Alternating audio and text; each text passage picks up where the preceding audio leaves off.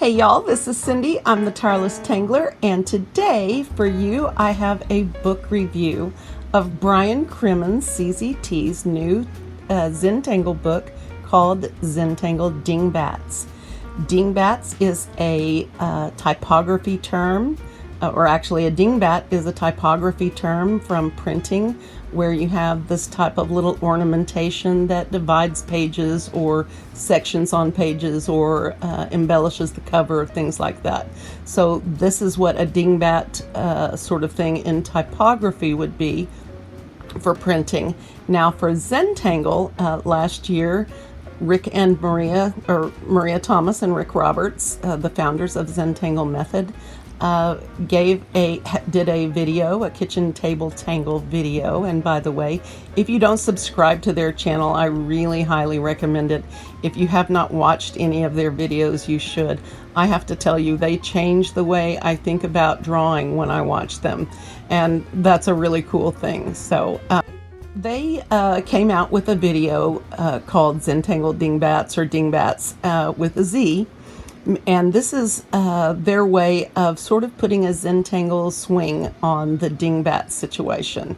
Now, this book in particular, I was very impressed with. I have bought a lot of Zentangle books over the years, and some of them very good books, but none of them, other than the Zentangle primer itself from Zentangle, has been this nice quality. Now, I have not bought them all, so I'm not going to say that none of them are like that, because I don't know for sure.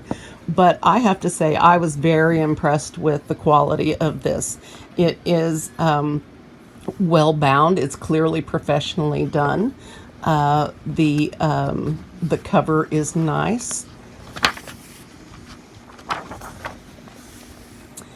Also, it has some wonderful artwork, I'm assuming by Brian, and some great examples. These are examples of little dingbats and the things that we can do with them. And I was really impressed with the thickness and the depth and the writing of this. Clearly, Brian is an author. He's clearly done this before.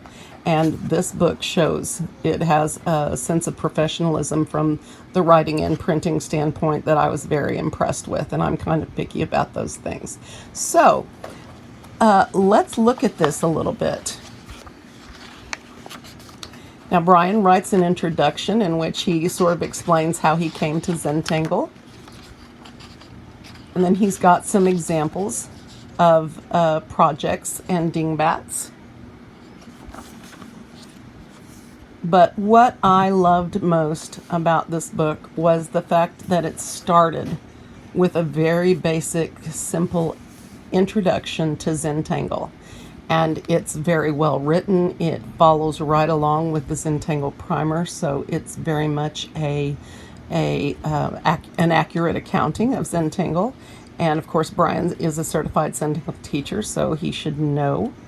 This is awesome. I loved the fact that he took the time to really invest in explaining the process, so that if you get this book and you're a Zentangle beginner, you are good to go. You have got all of the explanations that you need. He also talks about classic Zentangle, which I feel like is important, because the classic version it's classic for a reason. I also love the paper this is printed on. Here he is giving supplies that you can use, which is always nice. He also branches out into things you can use for Zias, which are Zentangle inspired art pieces, and suggestions for a Tangle on the Go kit, which is basically what I carry around with me everywhere. And then, this is why I was impressed with the paper. He has got workbook space for you to draw in. And when I first saw that there were workspaces in there, I wondered about the quality of paper, because I have experienced many not so quality experiences with paper. And so I knew that if you were going to draw in it, it would have to have a little bit of tooth. And this really does.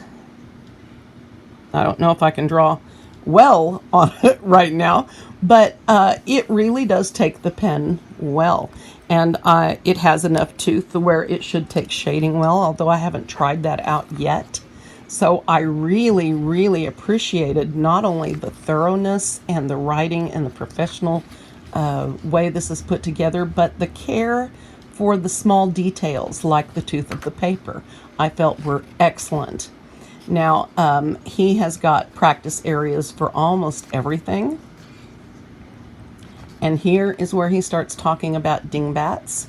And I loved the explanations because he has a history in typography and printing. And so he had a very unique sort of perspective on this that I had not seen before, which I love.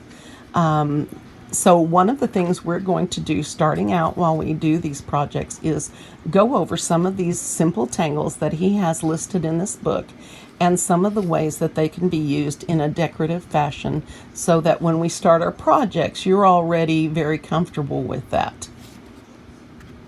I love this book. I have to tell you, I love it. I have had so many good ideas just from thumbing through it and reading what he's got to say about different things. I love the ideas he's got, and with the holidays coming up, he's got projects in here for things like gift tags and journals and scrapbooks. He has got things like envelopes, which is going to be our first project. Isn't this pretty? I just love this. And his projects are very, very unique and very well thought out. And he actually helps you with the design process, how to put these together, what steps to take, where to start. And dingbats are so much fun to decorate with. Here are some of the envelope projects he's got. We are going to be looking at some of these. Bookmarks. I love these. Look at that. This is a zine or a zine, and it's short for fanzine. I'm assuming it's like the magazine. And this gives us a chance to make a little sampler with different techniques and dingbats on them, and we are going to do this project starting next week. So be sure and be around for that. This is an awesome book. I highly recommend it. You will not need it for the projects that we are doing at all, but I do recommend this book. This has so much good information in it. Aren't these pretty? See? These are awesome. So he has lots and lots and lots of ideas in here and tangles. And he has chosen all of these because they are simple to use and easy to put size down into decorative things. I love it. So this is Brian Crimmins' book, Zentangle Dingbatz, Patterns and Projects for Dynamic Tangled Ornaments and Decorations. Brian also has a Dynamic Dingbatz group on Facebook. If you are interested in joining, I recommend it. I'm a member of that group as well. So that way you can share your dingbats with the group, and it's a fun place. So without further goings on, I'm going to leave you right now, but I will be back with some tangles for tomorrow, and you guys are going to have fun with envelopes. So stock up. I'll see you tomorrow.